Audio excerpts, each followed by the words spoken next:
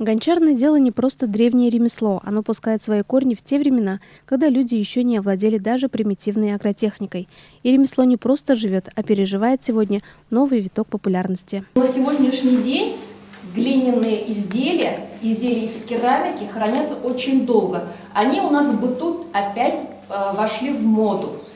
И изделия из керамики очень пользуются большим спросом на сегодняшний день. В преддверии дня рождения Илишевского района в историко-краеведческом музее проводят тематические экскурсии «Гончарное дело в быту у илишевцев».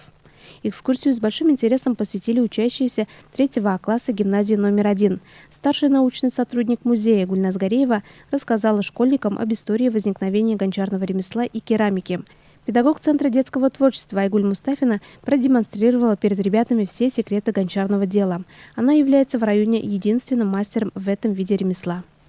Я уже занимаюсь керамикой более 20 лет, ручной керамикой, ручной лепкой. А вот гончарным ремеслом я начала заниматься еще где-то 3-4 года только назад. Как отучилась, как узнала всю эту технику. После этого я начала заниматься этим чудесным ремеслом, который мне очень нравится, который нравится детям, да, ведь которые ко мне на кружок ходят. Самое увлекательное в этом ремесле – это волшебство процесса. Конечный результат никогда невозможно предугадать. Работа с материалами учит смирению, терпению, дает возможность узнать себя лучше. Вот это глина, которую я вам приготовила. Обычная глина. Глины бывают покупные, белые, красные, голубые, разные.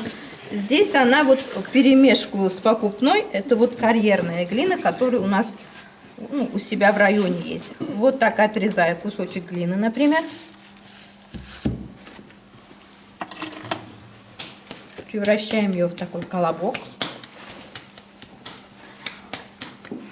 В гончарном деле самое важное – это вот этот кусок глины, этот кружок, отцентровать. Она должна быть в центре. Самое сложное – научиться этому. Если уже научитесь центровать, то дальше уже поднимать стенки уже более легче. Очень важно постоянно руки мочить.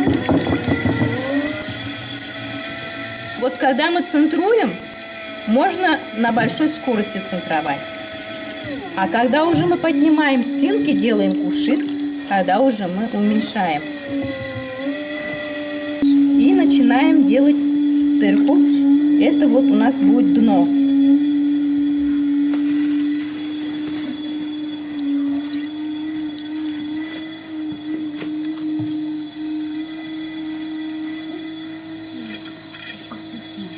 Так, потом уже тянем пальчики. Так здорово, да, ребята? Это просто сказка.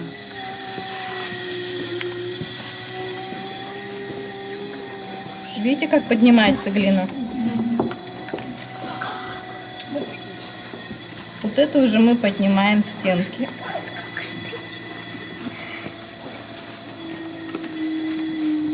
Нельзя в одном месте держать пальчики вот так. Если в одном месте вот так держишь, она там утончается и уже все улетает. Вот таким образом мы делаем горлышко. Видите, оно собралось. Здесь у меня немножко кривовато.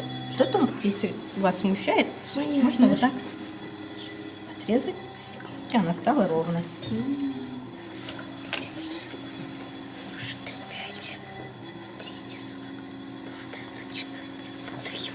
Все, изделие готово. Также ребятам была дана возможность самим попробовать смастерить из глины сувениры. Такой вид работы для детей – это не просто удовольствие, а еще и полезное и развивающее занятие.